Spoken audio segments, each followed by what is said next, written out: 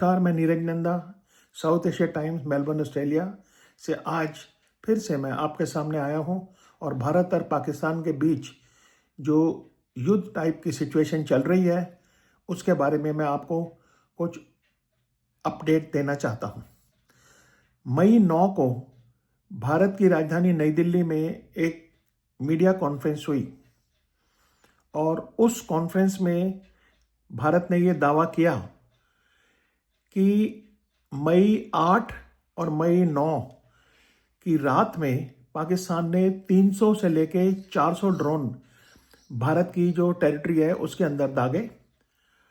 और इंटरेस्टिंगली ये भी दावा किया गया कि जो सिविलियन एयर स्पेस है जिसको कि पाकिस्तान ने बंद नहीं किया था, उसकी आड़ में ये ड्रोन्स जो है भारत के ऊपर छोड़े गए। कहने का अर्थ यह है कि जब ये ड्रोन छोड़े जा रहे थे तो पीछे फ्लाइट्स चल रही थी, सिविलियन जो फ्लाइट्स हैं जो कि बहुत खतरे की जो है मैसेज देती हैं। और इस प्रकार इसके चलते जो एक और खबर ये है कि भारत के 28 जो हैं जो एयरपोर्ट्स हैं उनको बंद कर दिया गया है। कम से कम टेम्पररी एक लेवल के ऊपर उनको बंद कर दिया गया है डिफेंस उनकी करने के लिए। अब इस युद्ध का और ये जो टेंशन चल रही है इससे बारे में अमेरिका के वाइस प्रेसिडेंट जो हैं JD वैंस, जो अभी कुछ दिन पहले ही आप जानते होंगे कि वो भारत के दौरे पे थे और ने कहा है कि भारत और पाकिस्तान के बीच में जो टेंशन्स हो रही हैं उसमें अमेरिका शामिल नहीं होगा। मतलब कि अगर कोई सिचुएशन ज़्यादा ख़राब हो गई तो उसमें अमेरिका के इन्वॉल्वमेंट होने के कोई चांस नहीं है, ये उन्होंने पूरी तरह से जो है इंडिकेट कर दिया है।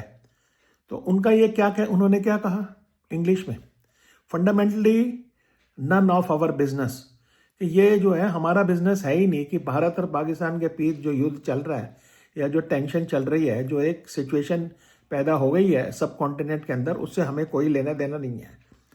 परंतु उन्होंने ये भी कहा कि प्रेसिडेंट ट्रंप इस मामले में डी एस्केलेशन चाहते हैं।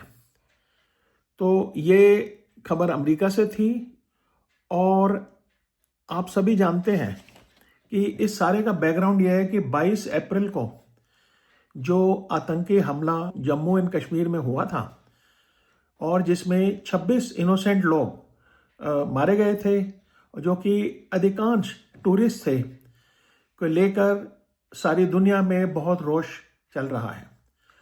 और इसके चलते ये टेंशन हुई और इस सारे मामले की शुरुआत उस हमले से हुई जिसमें कि ये 26 लोग मारे गए और उसके बाद भारत ने जो रिटेलिएशन पाकिस्तान के 9 शहरों के ऊपर किया। तो ये आज की अपडेट है, मैं आपको फिर से अपडेट दूंगा और अगर कोई नई परिस्थिति बनती है तो। बहुत बहुत शुक्रिया मेरे को सुनने का। Thank you very much. Have a good day. Bye bye.